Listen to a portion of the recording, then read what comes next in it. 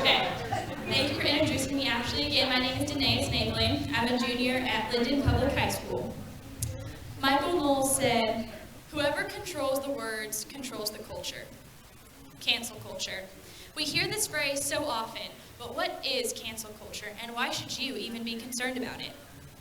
Mainstream media outlets like CNN would have you believe that the term cancel culture is just a slogan made up by the right, devoid of any real meaning. Don't be fooled. This is more than just a slogan. Cancel culture is censorship. It is an ideology perpetuated by the left that says agree with us or be canceled.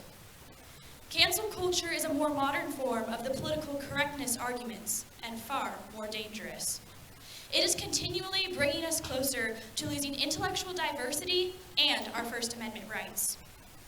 Mainstream media outlets would also say that cancel culture is simply boycotting a business. This is only a half-truth. Choosing not to support someone or something because of their beliefs is one of the beauties of free markets. But the cancel culture movement takes this a step further. It says, agree with us or we will destroy you and your livelihood. The infraction that attracts their wrath may be something said years ago with a different intent at any age. Conform to us or be destroyed is their simple message. As a student at a public high school, I have experienced cancel culture firsthand. This is because cancel culture is downstream from indoctrination. And in many cases, teachers are doing more indoctrinating than educating, even in Linden. We think of Linden and most of Whatcom County as being conservative, but you would not know this in many classrooms. Over the past year especially, I have been subjected to extreme indoctrination almost constantly. In my AP English class, we had to take a multi-page test to see how much privilege we had. Our scores were then represented by paper chains we had to make, which our teacher proudly hung up in her classroom. The longer your chain, the more privilege you supposedly have. This test determined you had more privilege if you are white, male, Christian, and or straight. What does this have to do with teaching English? Other instances of such blatant indoctrination include lessons about how equity is superior to equality, how white parents are the primary reason for problems in public schools due to forced integration in urban areas, or even how socialism is better for workers than capitalism. There is no debate. This is what we are told, and if you propose an opposing viewpoint, as I often do, you are either ridiculed by the class or the teacher changes the subject. The teacher says, we don't need to talk about politics, when in fact meaning we don't want to have opposing views. So what can we do? What can you do?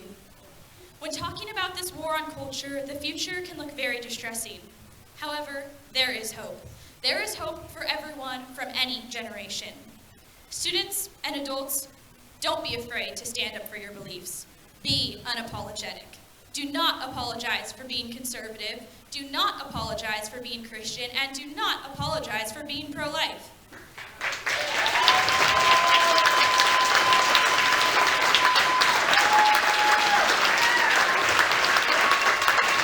It totally gratifies the cancel culture and the woke mob. I'm not gonna lie, this can be hard. You might be ridiculed. You might receive a bad grade on an assignment or two, but let me ask you this. Is America worth it? Is freedom worth it? Is the last best hope of earth worth it? Parents and grandparents, teach your children and grandchildren that there is right and wrong. There are consequences for your actions, and there is objective, absolute truth.